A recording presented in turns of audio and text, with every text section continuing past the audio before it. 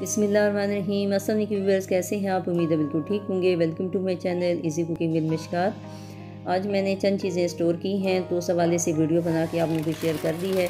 Simple चंद चीज़ें ही मैंने store की हैं कि जो with in a month use हो जाएँ रमज़ान के हवाले से भी।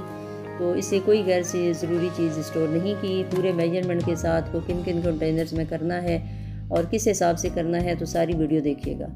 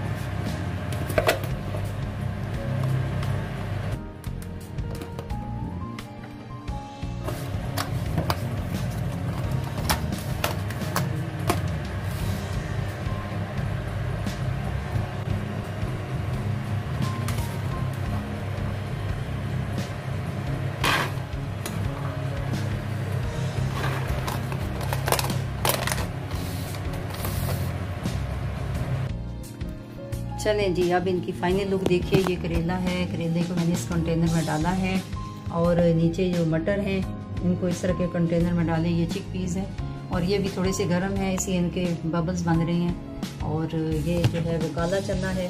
तो जिस हिसाब से आपको यूज़ करने हैं उसी हिसाब से कंटेनर में डालिएगा। जैसे ये मैंने चाट बनानी है तो थोड़े बड़े कंटेनर में डाला है। इस तरह ये कम है ताकि सालन बनाना हो या थोड़ा सा पुलाव बनाना है तो उसमें काम आ जाएंगे। इसी तरह जो काला चना है उनको भी इसी तरह थोड़े बड़े कंटेनर में डाला, ये छोटे कंटेनर में डाला। इसीलिए जो करेला मैंने फ्राई किया है तो वो इतना काफ़ी हो जाता है, क्योंकि 2 किलो मैंने करेला मंगाया था और इसको 3 पार्ट्स किए हैं, यानी 2 तो मैंने इस तरह फ्राई कर लिया और 1 आज मैंने पका लिया। तो उसी हिसाब से जितनी आपको ज़रूरत हो उसी हिसाब से स्टोर कीजिएगा, क्योंकि जब ये स्टोर हो जाएंगे, फ्रीज़ हो जाएंगे तो फिर इनका अलग करना मुश्किल हो जाता है। और एक वक्त में जो चीज़ निकालेंगे उसी को आप पकाएंगे, क्योंकि पानी बन के तो जब दोबारा वो चीज़ अंदर रखें तो वो ख़राब हो जाती है। और ये कैरेट है यानी गाजर, इसको मैंने क्यूब शेप में काटा और इस तरह एयर टाइट जो जिप बैग हैं उसमें डाल दिया है। और ये जूलियन कट है, जिससे जो भी पास्ता बनाना हो, स्पैगेटी बनानी हो, जो भी चाइनीज़ उसमें काम आता है। तो इस तरह कोई चीज़ें ज़रूरी होती हैं कि जो जैसे चना बॉईल करना होता है, ये एक्स्ट्रा काम है। इसी तरह करेला है, उसको काटना है, नमक लगा के धोना है, उसको फ्राई करना है, ये थोड़ा एक्स्ट्रा काम होता है तो वो मैं फ्राई कर रही हूँ। और एक बात और ये कि करेला जो होता है वो फ्रीज़ कर दिया जाए तो उसमें बिल्कुल ग़िज़ाइयत ज़ाया नहीं होती और उसका टेस्ट ख़राब नहीं होता। और अगर रेफ्रिजरेटर में भी रखें तो 2 हफ्ते तक आराम से रह सकता है। लेकिन मैं फ्रीज़ ये भी करूँगी कि जैसी ज़रूरत होगी तो फिर उसको प्याज के साथ पकाना है, कीमा के साथ पकाना है या दाल के साथ, तो आसानी हो जाती है। तो इसी तरह जो गाजर है वो फ्रीज़ हो सकती है और काटने का तो कि थोड़ा सा मसला होता है तो इसलिए इसको काट के रख रहे हैं। चना है उसको बॉईल करना होता है, तो ये जो काम एक्स्ट्रा है वो कर रही हैं। इसलिए कोई ऐसे फालतू खाने पका के फालतू चीज़ें नहीं रखनी, वरना वो ग़िज़ाइयत भी ज़ाया हो जाती है, फ्लेवर ज़ाया हो जाता है और विटामिन ज़ाया हो जाते हैं। तो इसलिए हम खुदा ना खास्ता कहीं घर से बाहर निकल के हम रोज़े नहीं रख रहे, घर के अंदर ही रहना है। और इस तरह अगर दिन का खाना स्किप होता है तो वो इफ्तारी और सहरी में 2 टाइम पक रहा होता है, तो खाने ने पकना है और हमने किचन में आना है। तो ये जो एक्स्ट्रा चीज़ें हैं बस सिर्फ वही स्टोर करनी है और इससे कोई फालतू नहीं। जो चीज़ें मैं कर रही हूँ तो वैसे आप स्टोर कर लीजिए, तो इस तरह इंशाल्लाह हम थोड़ा टाइम बचा लेंगे। और सेकंड बात ये कि स्टोर इतना ही कीजिए जो विद इन अ मंथ आप यूज़ कर सकें। एक्स्ट्रा ऑर्डिनरी स्टोर नहीं करना, और कोई फ्रूट कोई ऐसी चीज़ें फालतू स्टोर नहीं करनी, क्योंकि ऑलरेडी हमारे पाकिस्तान में अल्लाह ताला के फजलो करम से सब्ज़ी क्या फ्रूट क्या वो हर मंथ एक नई आ रही होती है, तो हमें फ्रेश चीज़ें मिल रही होती हैं। तो इसी ऑफ सीज़न जो कोई भी सब्ज़ी कोई भी फ्रूट यूज़ करने की ज़रूरत नहीं है, तो फ्रेश ही चीज़ें यूज़ किया करें। और टाइम तो बस उतना ही लगना है, बजाय इसके कि फ्रीज़र से हम निकालें, उसको मेल्ट करें, फिर चीज़ पकाएं, तो इसलिए उतनी देर में तो फ्रेश चीज़ भी पक जाती है। तो सिस्टम तो कोई भी घर का खाने पकाने का या चीज़ें लाने का बंद नहीं होता, तो इसी एक्स्ट्रा ऑर्डिनरी करने की ज़रूरत नहीं है। जो ज़रूरी है बस वही कीजिए।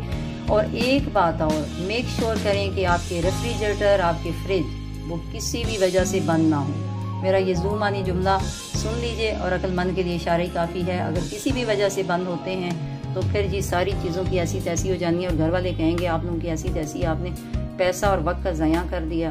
तो इसलिए ये चीज़ें जो हैं वो बस सुनने वाले समझ लें कि भाई किसी भी तरह जो है ये हमारे फ्रिज और रेफ्रिजरेटर बंद नहीं होने चाहिए। तो अल्लाह ताला करे कि ये चीज़ें जो हैं वो आराम से रमज़ान में सरवाइव कर जाएं। तो इसलिए जो है वो बहुत गैर ज़रूरी चीज़ को सेव नहीं करना। और इस तरह कुछ और चीज़ें ज़रूरी हैं जो मैं कल आप लोगों को बताऊंगी कि सेव करनी है, तो बस वही कीजिएगा। तो ये देखिए कि ये मैं अब रखने लगी हूँ, और ये कंटेनर ऐसे हैं कि जो डेली यूज़ में नहीं आते, वरना क्या होता है कि हम जो रेफ्रिजरेटर के या किचन के जो कंटेनर रख देते हैं तो फिर वो कई दिन तक बाउंड हो जाते हैं। तो इस तरह ये रखने हैं इस तरह के, ताकि यूज़ करें और फेंक दें। तो इसलिए मैं भी इनको एक शॉपर में डाल के तो सीधा मैं इसे अपने फ्रीज़र में रखने लगी हूँ। रेफ्रिजरेटर में नहीं रखी, फ्रिज में नहीं रखूँगी, क्योंकि उसमें जो ज़रूरी चीज़ें हैं डेली यूज़ की वो रखती हूँ, और जो थोड़ी सी कम दिनों में ज़्यादा दिन के लिए स्टोर करती हूँ वो सीधा मैंने अपने रेफ्रिजरेटर में रखना है, उसके फ्रीज़र वाले खाने में रखना है। तो इसको मैं अभी डालूँगी सारे शॉपर में। तो अभी मैं रखती हूँ इनको।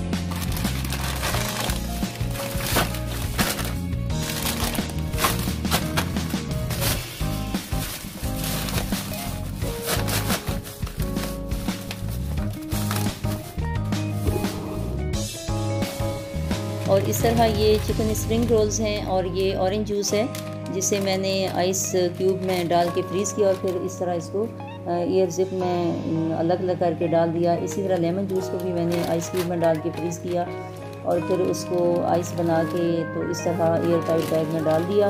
तो ये सिंपल थोड़े से मैंने इस तरह जो है वो फ्रीज़ कर रही हूँ, ताकि नेक्स्ट टाइम जब शरबत बनाना हो तो एक क्यूब जो है वो तकरीबन 2 लेमन 1.5 लेमन का है। तो अमूमन जब एक जग में हम शरबत बनाते हैं तो 2 नींबू डाल देते हैं। तो इसी हिसाब से जो है वो आप जब रखने लगें तो ये जहन में आपकी मेजरमेंट होनी चाहिए कि नेक्स्ट टाइम आपने कितना निकालना है। तो बस आप इसी तरह स्टोर कीजिए, और मुझे उम्मीद है कि मेरी वीडियो आप लोगों को पसंद आई होगी। पसंद आने की सूरत में सब्सक्राइब ज़रूर कर दिया करें, और बस अपनी दुआ में याद रखिएगा। खुश रहिए। अल्लाह हाफिज़।